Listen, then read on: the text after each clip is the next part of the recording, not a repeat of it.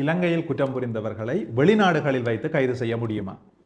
அனைவருக்கும் வணக்கம். நான் சட்டத்தரணி தனஞ்சயன். இந்த வீடியோவில் நாங்கள் பார்க்க போற விடயம், இலங்கையில குற்றச்சம்பவங்களோடு தொடர்பட்ட சந்தேக நபர்கள் மற்றும் குற்றவாளிகளை வெளிநாடுகளில் வைத்து நாங்கள் கைது செய்ய முடியுமா? கைது செய்ய முடியுமாக இருந்தால் எந்த பொறிமுறை ஊடாக நாங்கள் கைது செய்ய முடியும் என்றதை இந்த வீடியோவில் பார்க்க போறோம். இந்த வீடியோவில் முதலாவது விடயமாக, இலங்கையில் எவ்வாறு ஒரு நபர் கைது செய்யப்பட்டு தண்டிக்கப்படுகின்றார் அல்லது குற்ற தீர்ப்பளிக்கப்படுகின்றார் என்ற விடயத்தை நாங்கள் பார்க்கலாம். உண்மையில இலங்கையில தண்டனை சட்ட கோவையால் அடையாளப்படுத்தப்பட்ட குற்றச்சம்பவங்களை செய்கின்ற நபர்கள் அல்லது இலங்கையினுடைய விசேட சட்டங்களாக குற்றமாக அட்டவணைப்படுத்தப்பட்ட அறிவிக்கப்பட்ட விடயங்களை செய்கின்ற நபர்களை கைது செய்து அவர்களை நீதிமன்றத்தில் நிறுத்தி அவர்களுக்கு ஒரு விசாரணை ஒன்று நடத்தி அந்த விசாரணையினுடைய இறுதியில் அவர்களுக்கு குற்ற தீர்ப்பளிக்கப்படும்.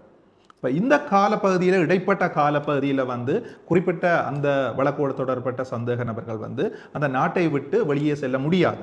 மிகப்பெரிய குற்றங்களான கொலை, கற்பழிப்பு, பாரிய பண மோசடி போன்ற குற்றச்சம்பவங்களோடு தொடர்பட்ட நபர்கள் நாட்டை விட்டு வெளியே செல்லாதவாறு நீதிமன்றங்களில் பிணை வழங்கப்படுற சந்தர்ப்பங்களிலேயே அவர்கள் வெளிநாடு செல்வதற்கான அந்த அனுமதியானது ரத்து செய்யப்படும்.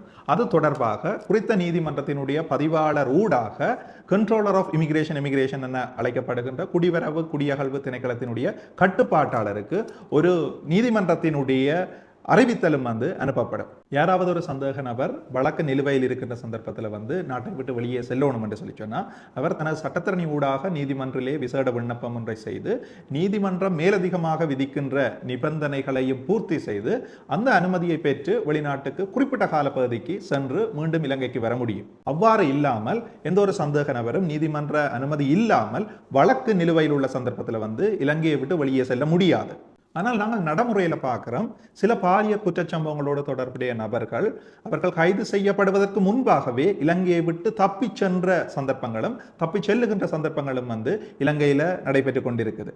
இந்த சந்தர்ப்பங்களில் எவ்வாறு அவர்கள் வெளிநாடுகளில் இருந்தால் இலங்கையினுடைய போலீசார் வெளிநாடுகளுக்கு சென்று அவர்களை கைது செய்ய முடியும் என்பது மிகப்பெரிய ஒரு கேள்விக்குரிய விடயமாக இருக்குது.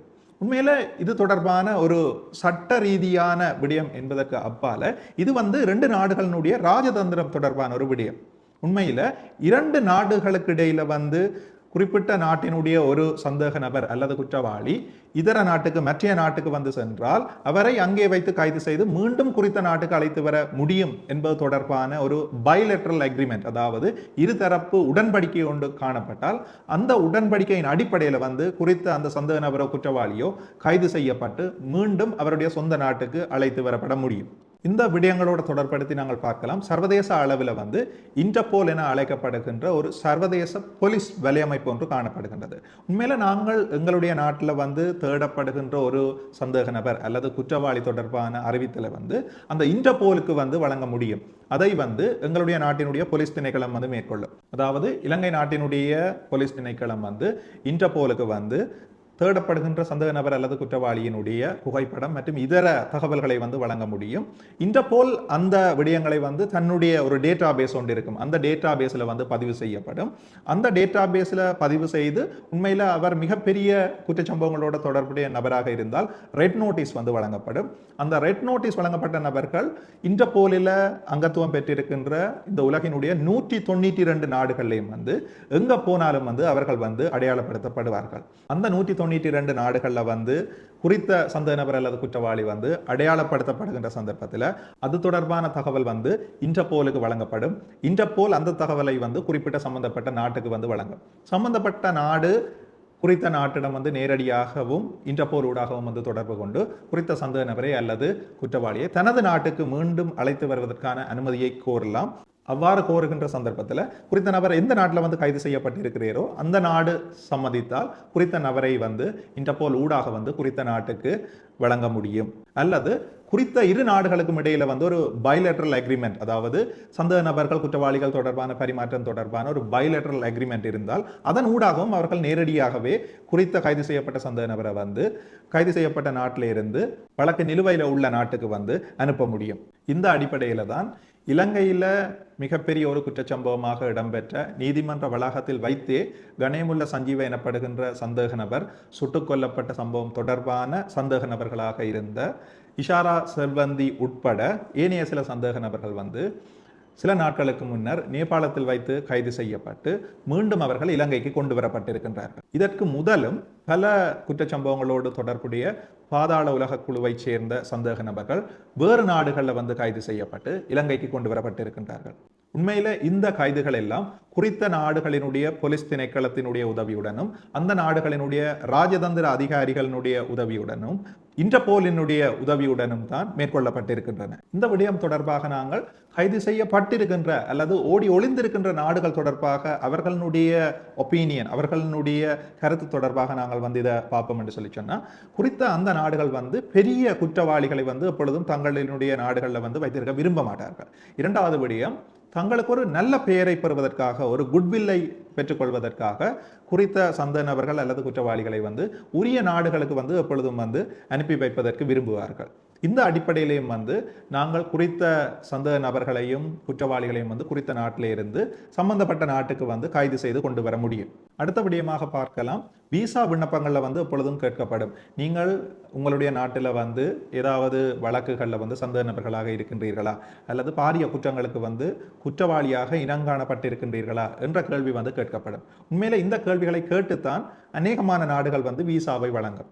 ஒரு நாட்டுக்கு விசாவை பெறாது சட்டவிரோதமாக செல்கின்ற நபர்கள் குற்றவாளிகளாக இருக்கும் பட்சத்தில், அதாவது இன்னொரு நாட்டில் வந்து குற்றவாளிகளாக இருக்கும் பட்சத்தில் எப்பொழுதும் அந்த குறித்த நாடு, எந்த நாட்டில் அந்த நபர்கள் இருக்கின்றார்களோ அந்த நாடு வந்து அநேகமான சந்தர்ப்பங்களில் அவர்களை வந்து மீள வந்து குறித்த சம்பந்தப்பட்ட நாட்டுக்கு அனுப்புவதைத்தான் விரும்பும். ஏனென்று சொல்லி சொன்னா, தன்னுடைய நாட்டில் வந்து மிகப்பெரிய குற்றங்களை வெளிநாடுகளில் செய்துட்டு வந்திருக்கின்ற நபர்களை வந்து எப்பொழுதும் வந்து குறித்த நாடுகள் வந்து வைத்திருப்பதற்கு விரும்பாது.